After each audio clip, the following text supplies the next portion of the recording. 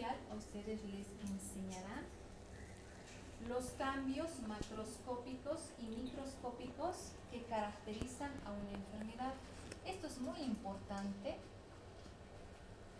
porque ustedes cuando sean médicos, ustedes pedirán este tipo de exámenes. Por ejemplo, si ven un paciente con la sospecha de una neoplasia, ustedes pedirán estudios de patología, pedirán estudios histopatológicos para determinar cuáles son aquellos cambios macroscópicos y microscópicos que presenta esa enfermedad. Esto ayuda también para que ustedes puedan definir un diagnóstico. Un diagnóstico no solamente es por los datos clínicos, se llega al diagnóstico de una persona a través de también el apoyo de exámenes de gabinete.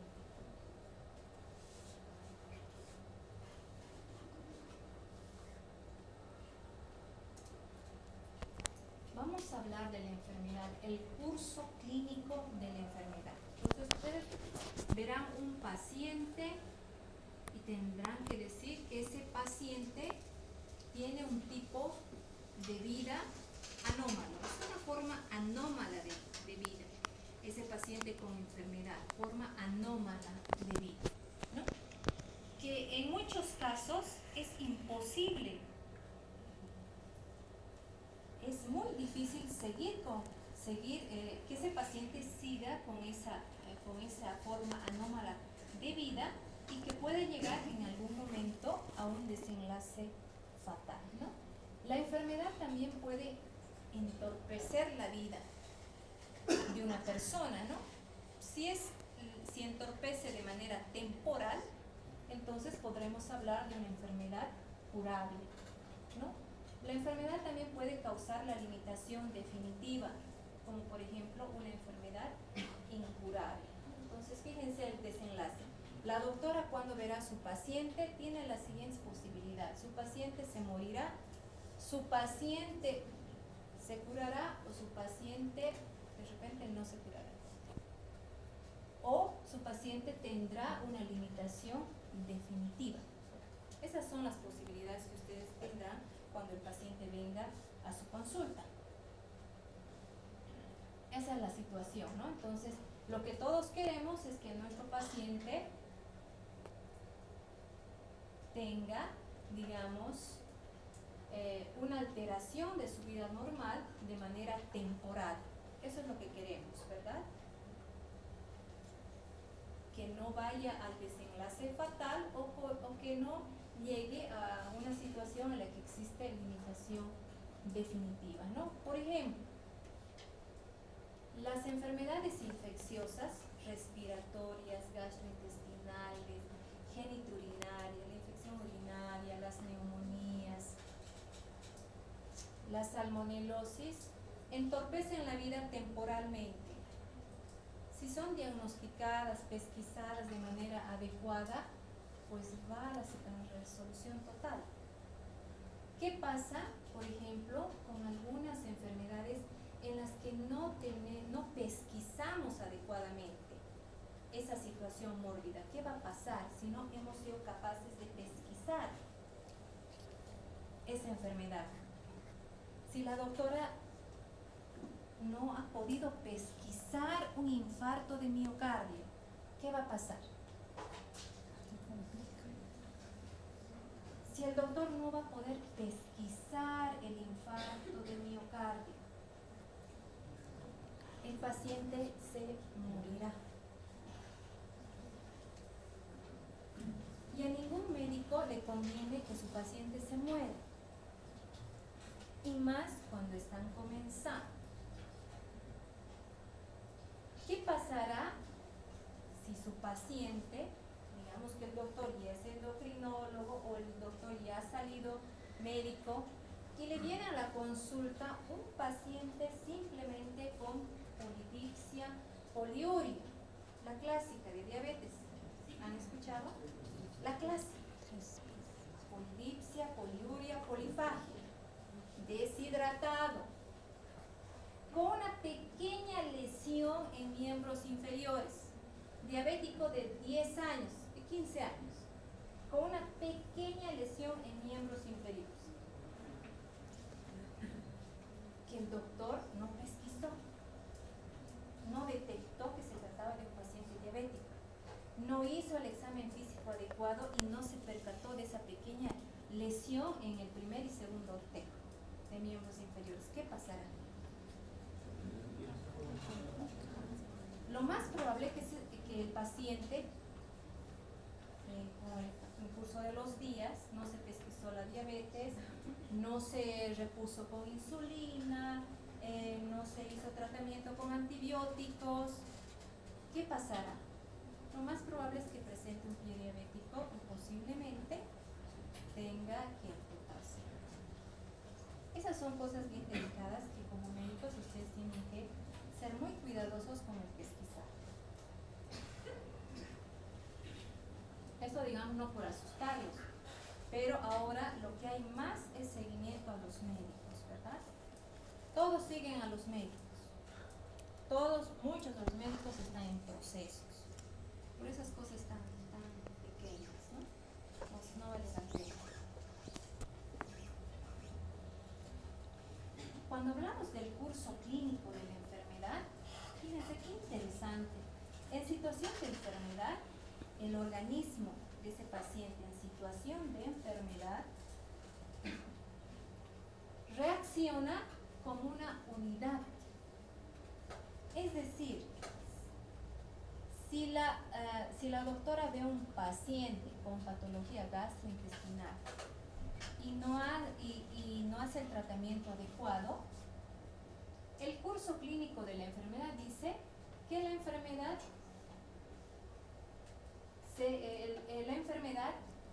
actuará como un todo.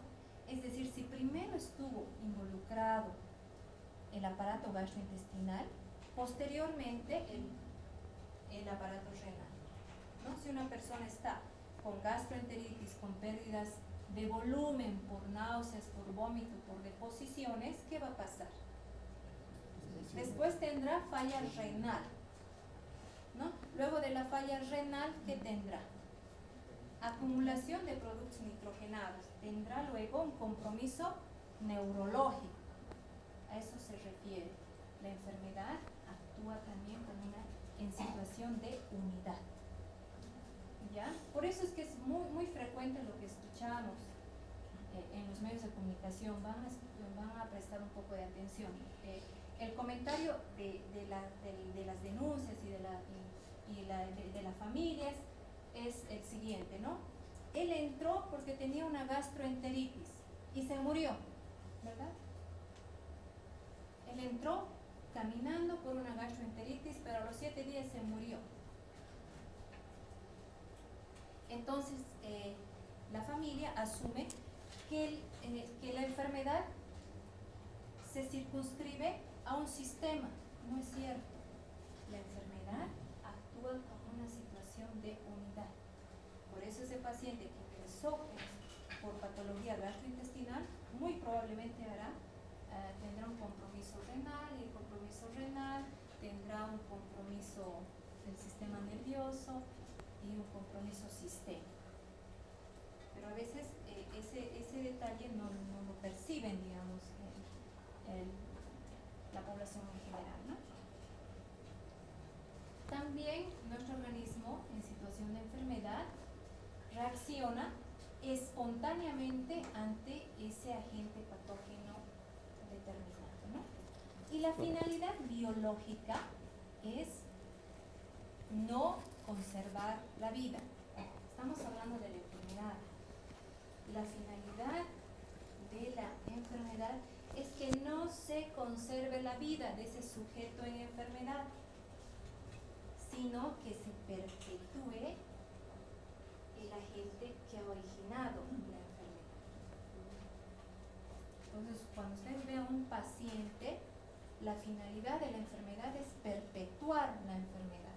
Y ustedes tienen que actuar ahí en el pesquisaje y en el tratamiento.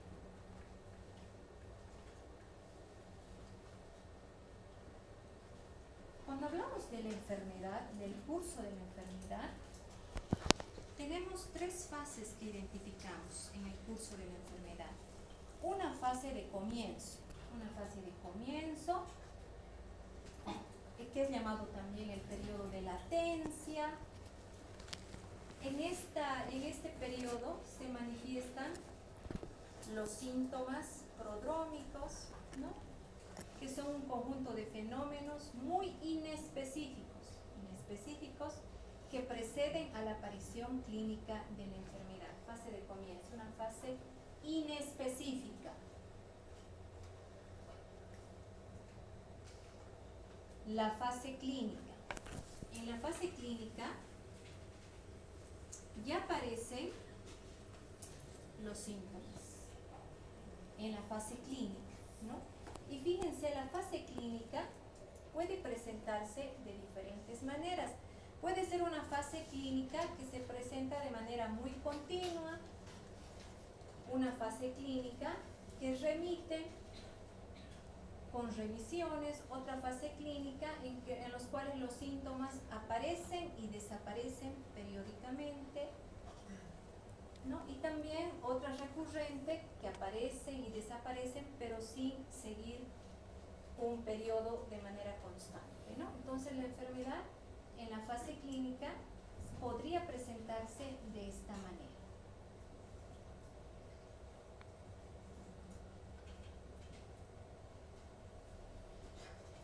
Cuando hablamos de enfermedad, hay una fase clínica típica y una fase clínica atípica. Es decir, que la enfermedad clínicamente puede presentarse de manera típica y de manera atípica. Eso es bien delicado, porque nosotros tenemos que aprender a pesquisar las formas típicas y las formas atípicas. ¿Ya? Entonces, fíjense, la forma típica. Las manifestaciones son propias de la enfermedad, ¿no? Entonces, si un paciente viene con náuseas, vómitos, deposiciones líquidas, en un ambiente donde hay mucha contaminación, área endémica a amebas que tiene, amebiasis es fácil, ¿verdad? Pero hay patologías que tienen una manifestación atípica, es decir, tienen otras características que no nos ayudan a poder pesquisar de manera, digamos, más fácil esa patología. Por ejemplo, esta imagen es bien interesante, tal vez alguien ya la ha visto. Fíjense, en realidad son dos pacientes. Ambos tienen neumonía. La neumonía es una patología muy frecuente y lo va a ser dentro de poco, ¿no? Cuando estemos en invierno. Entonces, fíjense, son dos pacientes, ambos tienen neumonía. Simplemente uno tiene una neumonía típica y el otro tiene una neumonía atípica. La típica, ese paciente en la neumonía típica se encuentra con cuadro infeccioso, con alzas térmicas, es un paciente que se encuentra con tos productiva, le sacamos una radiografía y es un paciente que tiene 60 años, las neumonías son más frecuentes en los extremos de la vida. Entonces le sacamos una radiografía y vemos esta área de consolidación. Es una neumonía. Pero tenemos otro paciente en que las alzas térmicas no tiene alzas térmicas, tiene un ligero malestar general. Y le hacemos una radio, no tiene tos, no hay tos, pero hay un malestar general, un decaimiento. Le hacemos una radiografía, auscultamos, no hay nada. Aquí había crepitaciones, aquí no hay nada. Sacamos la radiografía, fíjense la diferencia, ambas son neumonía. ¿cuál es la diferencia? Simplemente que en la neumonía típica no hay infiltración alveolar y por tanto no hay condensación. Pero es una neumonía. Entonces, cuando hablamos también de síndromes y hablamos de enfermedad, hay enfermedades que tienen su presentación típica y hay manifestaciones que tienen su representación atípica.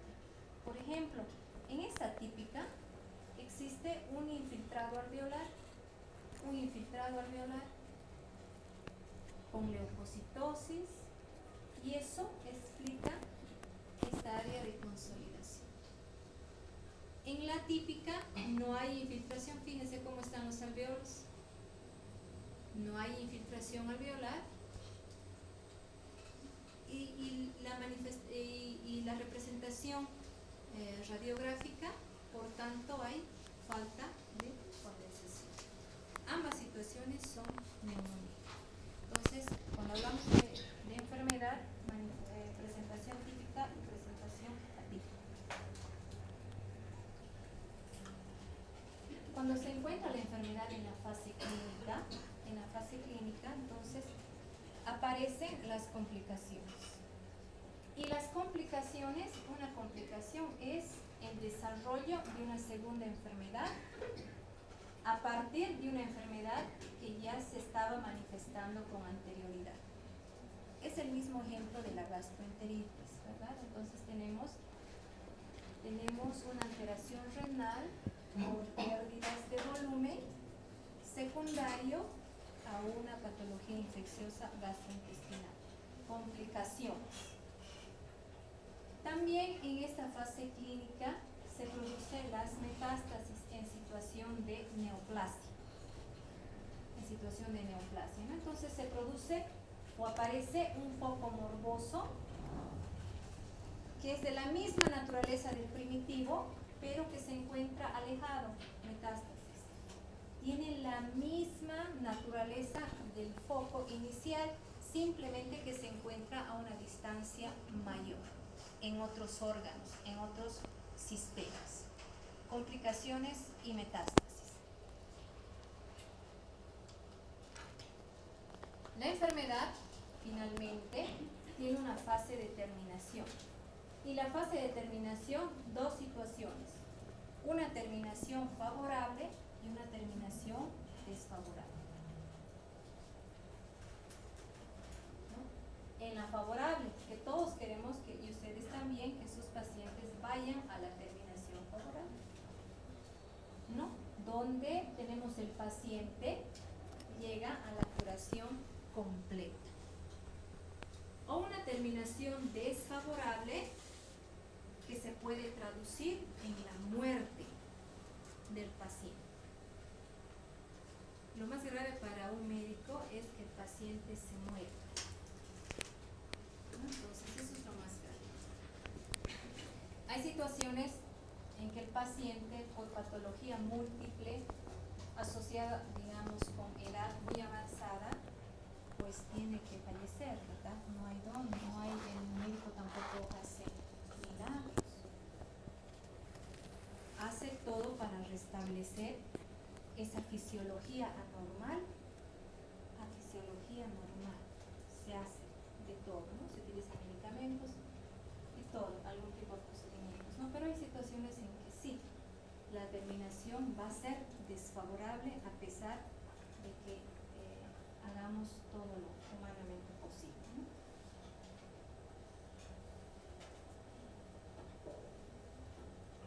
Diagnóstico.